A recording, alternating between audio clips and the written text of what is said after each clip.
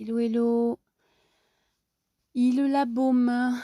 J'ai enfin trouvé un début de réponse à ces îles. Je détaillerai pas aujourd'hui, mais Montpellier était divisé en six au Moyen-Âge, donc grosso modo découpé en six, et chacun avait des îles. C'était grosso modo un groupe de maisons. J'aborderai le sujet une autre fois. Cette vidéo, je l'avais mise sur YouTube, elle n'avait pas marché, elle était très imparfaite. Maintenant que je peux monter, je raconte et j'ai coupé le son. Même un dimanche, même dans des petites ruelles, le parasitage des bruits est quand même important. Je suis sur une ruelle qui va aboutir à la place Saint-Ravi. Dimanche, tranquille, comme vous le voyez. Boutique ouverte, ça m'a étonné. C'est pour ça que j'ai filmé. Un luthier aussi, ouvert, et que je ne connaissais pas. Je pense qu'il n'est pas là depuis longtemps. Je referai ce parcours, maintenant qu'avec le montage, tout est plus simple. Et nous allons arriver sur la place Saint-Ravi, où se trouve la galerie Saint-Ravi.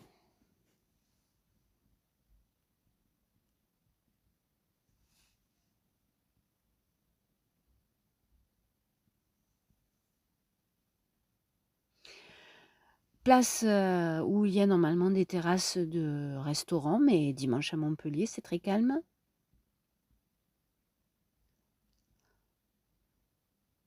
Et sur les côtés, il y a la galerie Saint-Ravi. Je partirai par là tout à l'heure. Nous sommes dans le quartier de l'Ancien Courrier, qui est vraiment un quartier très ancien, mais je reprends. Là, c'est la galerie Saint-Ravi, qui est une galerie municipale. Son fonctionnement est que vous postulez, vous faites un dossier que vous remettez en temps et en heure avant une date limite. Et comme c'est une galerie municipale, si votre dossier d'artiste qui veut exposer retenu, eh bien vous aurez une date dans l'année qui suivra et quelques semaines pour pouvoir montrer vos œuvres dans cette galerie qui est assez chouette, assez grande, voûtée bien sûr, comme souvent tout ce qui se trouve au centre de Montpellier. Ça, c'était filmé à la fin de l'été. Je ne sais pas s'il y est encore, mais voyez, vous avez de l'espace. Il y a une autre salle sur le côté. On va partir par là. On va rejoindre Castellane. Comme je le disais, toute cette partie, quelques ruelles, qui est carrément pavée, c'est le quartier de l'Ancien Courrier. Souvent, je descends par là, pour aller à Saint-Roch, par exemple. Là, on va quitter la place Saint-Ravi. Et on va s'avancer dans une ruelle qui débouchera sur la place Castellane.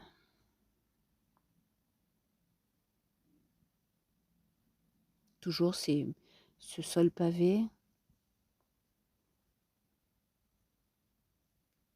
Ruelles étroites, c'est le centre.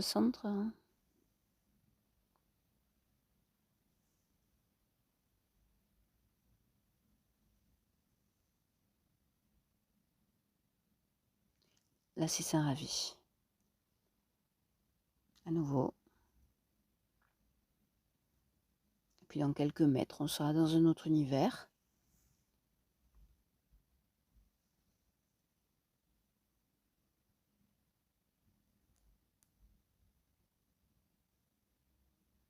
Montpellier, centre-ville, bâti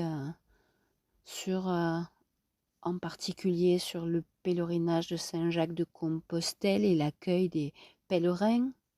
C'est ainsi que l'orgerie, pour revenir aux îles, il y avait certainement des stocks d'orge et que la rue des Étuves, c'était pour que les pèlerins puissent se laver, prendre un bain.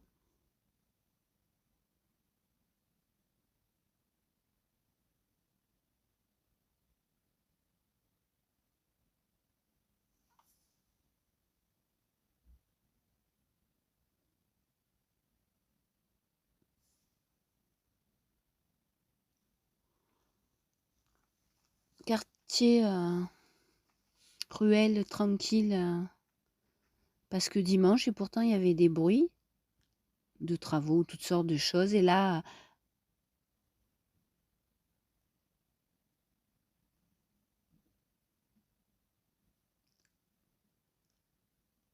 en s'approchant de Castellane, le bruit des personnes attablées, où il y a beaucoup de restaurants, devient plus important.